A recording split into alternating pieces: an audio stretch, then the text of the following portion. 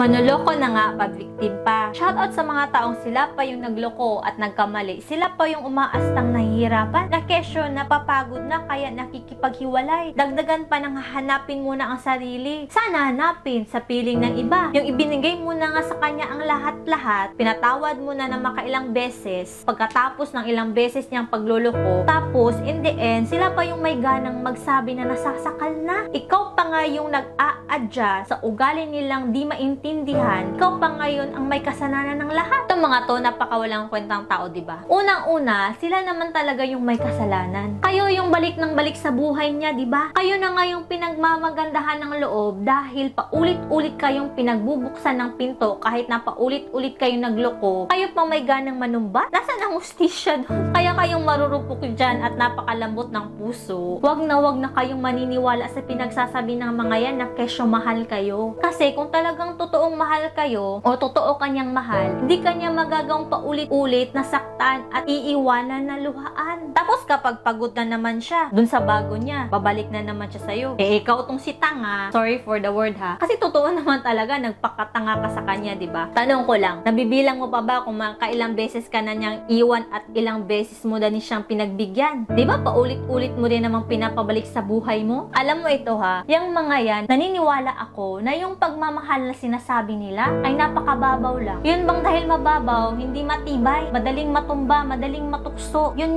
eh. Yung mahal ka lang kasi kailangan niya ng masasandalan. Pero kapag di na niya makita yung halaga mo, maniwala ka man sa hindi, lilipat na naman yan dun sa iba hanggang sa paulit-ulit na lang yung cycle ng buhay nyo, paulit-ulit. Kaya minsan, di na yan problema ng taong bumabalik. Nasa sayo na ang problema. Kasi paulit-ulit mong pinapabalik sa buhay mo or pinagbubuksan ng pintuan. Kaya kung may respeto ka pa sa sarili mo, wag mo nang pagbubuksan muli. Kasi hindi naman talaga yan matututo kapag paulit-ulit mo na lang pinagbibigyan. Hayaan mo siyang hanapin niya ang sarili niya. Kasi sa kanya naman ang galing na hanapin ko ang sarili ko. Ewan ko ba yung mga yan? Bakit naliligaw yung mga sarili nila? Naligaw siguro sa gubat. Kaya ikaw, kung siya hanapin niya yung sarili niya, ikaw naman, simulan mong buuin ang sarili mo na minsan ay winasak ng isang tao. That's what you call self-love.